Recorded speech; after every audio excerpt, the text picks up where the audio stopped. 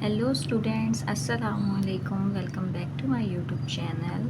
आज हम स्टार्ट करने लगे हैं एक्सरसाइज 1.1 का क्वेश्चन नंबर 2, जो है represent the following numbers on number line. अब हमने इन नंबर्स को नंबर लाइन पे रिप्रेजेंट करना है, तो आइए देखते हैं कि नंबर लाइन होती क्या है।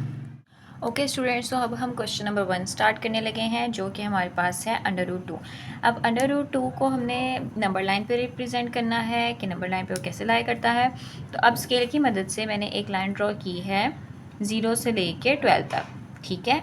और अब मैंने 0 से लेके 2 तक एक लाइन ड्रॉ की है, 2 से 4 तक, 4 से 6 तक मैंने इसको डिवाइड किया है अपनी लाइन को। अब जो हमारे पास सेंटर पार्ट है वो हमारे पास होता है 0।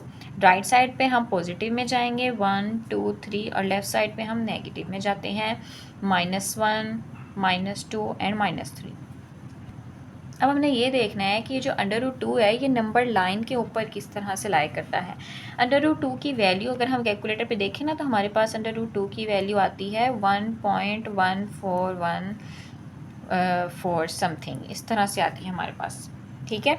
तो अब हमने ये तो हम यहाँ पे नहीं लिख सकते, तो अब हम इसको देखेंगे। एक तो ये है अंडर रूट वाली वैल्यू को नंबर लाइन के ऊपर जब हमने रिप्रेजेंट करना हो ना, तो इसको हम हमेशा पाइथागोरस थ्योरम की मदद से ही देखते हैं कि हम इसको किस तरह से लाई कर सकते हैं, क्योंकि इसके लिए हमें राइट एंगल ट्रायंगल चाहिए होता है हमेशा। तो अब हम देखते हैं पाइथागोरस थ्योरम में हमारे पास किस तरह से ये आती है इसकी वैल्यू। अब हमने लिया एक राइट एंगल ट्रायंगल, ओके। इसमें हमारे पास जो क्या है, हमारे पास है √2। अब हमें 2 से पता लग रहा है कि 1 + 1 हमारे पास क्या होता है 2।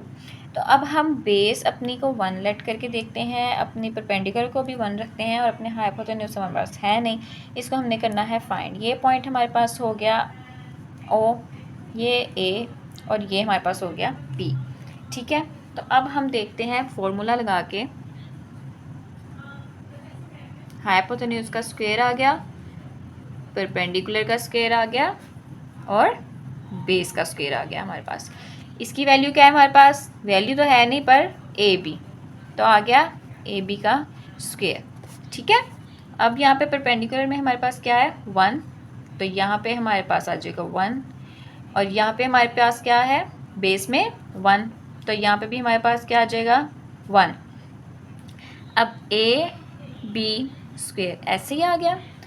इनका जब हम स्क्वायर लेंगे तो यहाँ पे 1 + 1 ही आएगा, ठीक है। 1 का स्क्वायर लिया 1 आया, 1 का स्क्वायर लिया 1 आया। अब 1 + 1 हमारे पास कितना होता है 2। AB square = 2। अब ये स्क्वायर को ख़त्म करने के लिए हम यहाँ पे क्या लेंगे, स्क्वायर रूट लेंगे। जब हमने यहाँ पे AB का स्क्वायर रूट लिया, यहाँ पे भी बोथ साइड हमने स्क्वायर रूट लिया, तो ये कैंसिल हो गया, तो AB हमारे पास क्या आया √2। तो मतलब यहाँ पे हमारे पास क्या आया √2, मीन्स के हम 1 और 1 की मदद से इसको फाइंड कर सकते हैं। अब यहाँ पे हम इसको किस तरह से लगाएंगे कि यहाँ पे पहली वैल्यू है हमारे पास 1, तो हम यहाँ से इसको ड्रॉ करना शुरू करेंगे अपने 1 के ऊपर से, अपने राइट एंगल ट्रायंगल को। ये हमारा आ गया 1, इसको हमने मिला दिया 0 के साथ, ठीक है। ये हमने अपने 0 के साथ इसको मिला दिया। ये हमारे पास बन गया एक राइट एंगल ट्रायंगल। ये पॉइंट O हो गया, ये पॉइंट A हो गया, और ये पॉइंट B हो गया। ये हमारे पास 1, ये हमारे पास 1। अब यहाँ पे हम ये कैसे बताएंगे कि √2 कहाँ पे आ रहा है। तो अभी तो मेरे पास कंपास नहीं है, लेकिन कंपास की मदद से जब आप कंपास को यहाँ रखेंगे, उसको ओपन करने के बाद आप उसको यहाँ तक ओपन करेंगे, तो आपके पास एक आर्क बनेगा जो प्लेस करेगा यहाँ पर एग्जैक्ट, ठीक है। तो यहाँ पे जब वो आर्क इस तरह से आएगा, तो ये जो पोजीशन है ना आपके पास, ये कहलाएगी √2, ठीक है। पेपर में आपने इसको यहाँ पे ऐसे ही ड्रॉ करना है, आप ऐसे नहीं कि आपके पास 1 पॉइंट समथिंग आया है तो आप 1 से थोड़ा आगे जाके यहाँ पे ड्रॉ करके और यहाँ आप √2 लिख दें। आपको ये पूरी ट्रायंगल ड्रॉ करनी पड़ेगी पेपर में। अब हम चलते हैं अपने क्वेश्चन नंबर 2 की तरफ। अब ये हमारे पास आ गया क्वेश्चन नंबर 2, और जो है हमारे पास √3। ठीक है। अब अंडर रूट 3 को पहले तो हम देख लेते हैं कि हमारे पास कैलकुलेटर पे क्या होता है अंडर रूट 3। अंडर रूट 3 अगर हम कैलकुलेटर पे लेते हैं हमारे पास आता है 1.732। ठीक है, ये हमारे पास क्या आता है 1.732 एंड सो ऑन। अब यहाँ पे हम 1 से हमें पता लग रहा है कि ये 1 के ऊपर तो लाई करेगी ही। ठीक है, हमने पहले वाले अंडर रूट 2 की तरह ही यहाँ पे हम एक अपनी राइट एंगल ट्राइंगल ड्रा कर लेते हैं। ठीक है, ऐसे और इस तरह से ये हमने अपनी एक राइट एंगल ट्राइंगल ड्रॉ कर ली, जिसमें पहले हमारे पास आया था अंडर रूट 2 1 1।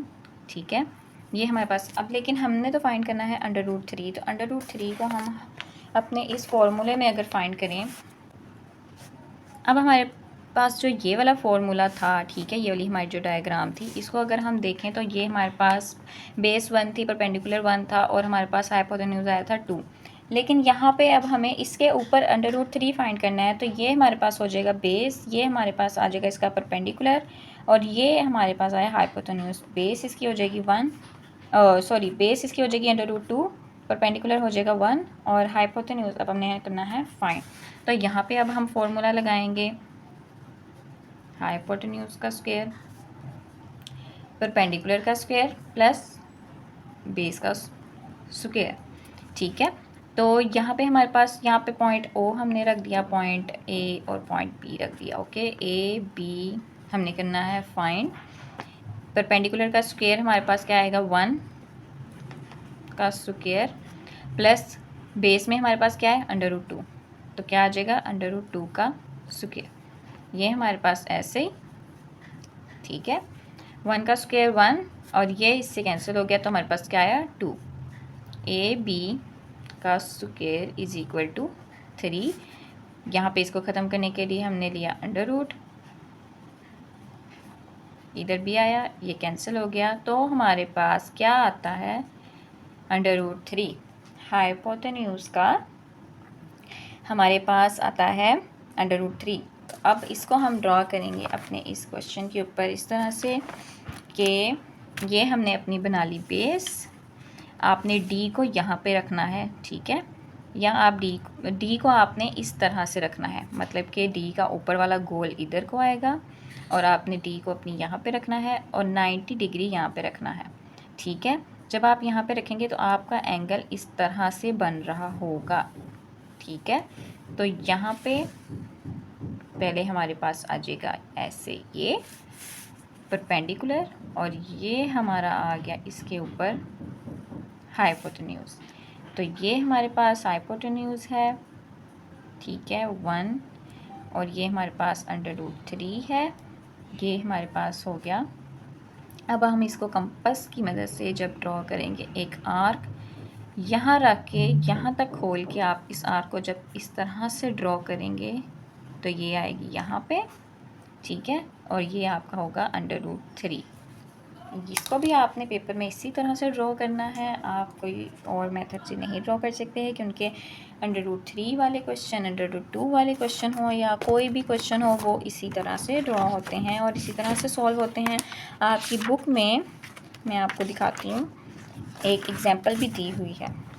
ये एग्ज़ाम्पल आपको दी हुई है और आपसे वो एग्ज़ाम्पल पेपर में लाजमी पूछ भी सकते हैं, क्योंकि पैटर्न चेंज हुआ है, सब कुछ चेंज हुआ है, तो ऑब्वियसली हो सकता है कि वो आपसे एग्ज़ाम्पल में से भी क्वेश्चन पूछें। तो इसमें भी आपके पास क्या है अंडर रूट 5 है। अंडर रूट 5 को आपने कैलकुलेटर पे देखा, आपके पास क्या आया, ये आया। अब ये 2 के ऊपर नियर टू 2 के पास लाई कर रहा है, तो 2 के ऊपर से लेके यहाँ तक आपने एक ट्रायंगल बना ली। ठीक है, ये ट्रायंगल आपने बना लिया। अब आपने ये सिंपल ये हाइपोटेन्यूज वाला फॉर्मूला ये हाइपोटेन्यूज का सॉरी पाइथागोरस का ही है ये फॉर्मूला। देखिए यहाँ पे लिखा भी हुआ है पाइथागोरस थ्योरम। ये आपने यहाँ पे इसका हाइपोटेन्यूज का स्क्वायर है, परपेंडिकुलर का स्क्वायर है और बेस का स्क्वायर है। परपेंडिकुलर आपके पास क्या आया है 2 आया है, आपके पास 5 था। ठीक है, तो आपने 2 का स्क्वायर लें प्लस 1 का लें तो हमारे पास 4 + 1 5 आता है। ठीक है, इसका लिया आपने स्क्वायर। आपने उसके बाद आप इस तरह से भी याद रख सकते हैं कि ये 2 पॉइंट है पर आपके पास बेस में 1 और 2, बेस में 2 पॉइंट हैं, परपेंडिकुलर में 1 है, तो 2 का स्क्वायर 1 का स्क्वायर 4 + 1 5, तो हमारे पास क्या आया, √5 आया। यहाँ से लेके यहाँ तक आपने कंपास खोली, एक आर्क ड्रॉ की जो यहाँ पे आई, और ये आपके पास क्या आया, √5। ठीक है,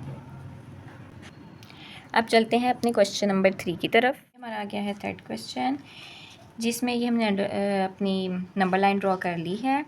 अब इसके ऊपर हमने देखना है कि ये कहाँ पे लाई करता है, 4/1/3। अब हमारे पास क्या है, 4/1/3। 4 का मतलब है यहाँ पे जो भी वैल्यू होगी आपने उस वैल्यू से आगे तक में अपने क्वेश्चन को डिवाइड करना है। ठीक है, ये नंबर लाइन मैं यहाँ पे थोड़ा ज़्यादा बना रही हूँ। यहाँ पे आ गया 4 और यहाँ पे आ गया 5। ये एरोज़ का मतलब होता है इन्फिनिटी टाइम, मतलब आपकी लाइन इन्फिनिटी टाइम चलती आ रही है। ठीक है, अब 4 का मतलब है 4 से 5 के दरमियान आपने इनको बनाना है। ये हम पहुंच गए 4 पे, और इस 3 का मतलब है कि आपने 4 से 5 के दरमियान इस लाइन को 3 इक्वल पार्ट्स में डिवाइड करना है। ठीक है, हमारे पास नीचे 3 है तो हम यहाँ पे लगाएंगे 2 लाइंस। ये हो गया एक पार्ट, ये हो गया 2 पार्ट, और ये हो गए 3 पार्ट। हमने 4 से 5 के बीच 3 इक्वल पार्ट्स में अपनी लाइन को डिवाइड कर दिया है। अब इस 1 का मतलब है कि हमने जो पहली वाली लाइन है उसके ऊपर हमने अपनी नंबर लाइन बनानी है। तो ये हमारी पहली लाइन है, इसको हम बड़ा करेंगे और यहाँ पे हमारे पास आ जाएगा 4/1/3। तो ये हो गया हमारा तीसरा क्वेश्चन। ये हमारा आ गया है चौथा क्वेश्चन।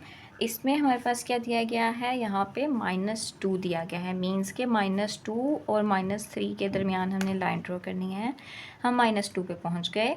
ठीक है, अब यहाँ पे हमें दिया गया है 7, मतलब कि हमने -2 और -3 के दरमियान की लाइन को 7 इक्वल पार्ट्स में डिवाइड करना है। तो यहाँ पे हम 6 लाइन्स ड्रॉ करेंगे, 1 2 3 4 5 एंड 6। तो ये कितने एक पार्ट्स में डिवाइड हो गए, 1 2 3 4 5 6 7। हमने इसको 7 पार्ट्स में डिवाइड कर लिया है, और ऊपर हमें दिया गया है 1। मीन्स के हमने पहली लाइन पे ड्रॉ करना है अपने -2। 1/7 हमारा पहली लाइन पे लाई करेगा। तो -2 से आगे जो हमने हमारी पहली लाइन है वहाँ पे उसको बड़ा करके हम कर देंगे -2 1/7। ठीक है, अब हम अपने फिफ्थ क्वेश्चन की तरफ जाते हैं। अब हमारे पास क्या है, 5/8। अब 5/8 को हम कैलकुलेटर पे डिवाइड करते हैं, 5 डिवाइडेड बाय 8। तो हमारे पास क्या आता है, 0.625। ठीक है, क्या आया हमारे पास, 0.625। यहाँ पे हमने अपने नंबर्स बना लिए। आपने इसको स्केल की मदद से परफेक्टली ही बनाना है। ठीक है, ज़्यादा अच्छा दिखता है। 0.625 मीन्स के ये 0 और 1 के बीच में ही लाई करता है। नीचे क्या दिया गया है हमारे पास, 8, मतलब कि 0 और 1 के दरमियान हमने इसको 8 पार्ट्स में डिवाइड करना है। तो हम 7 लाइंस लगाएंगे, 1 2 3 4 5 6 7। 7 लाइंस हमने लगाई हैं। तो 1 2 3 4 5 6 7 8 पार्ट्स में हमने इसको डिवाइड कर दिया है, और ऊपर हमारे पास 5 है। तो हम क्या करेंगे, ऑब्वियसली 5th लाइन तक जाएंगे, 1 2 3 4 5, और यहाँ पे हम अपना 5/8 को ड्रॉ कर देंगे। अब चलते हैं क्वेश्चन नंबर 6 की तरफ।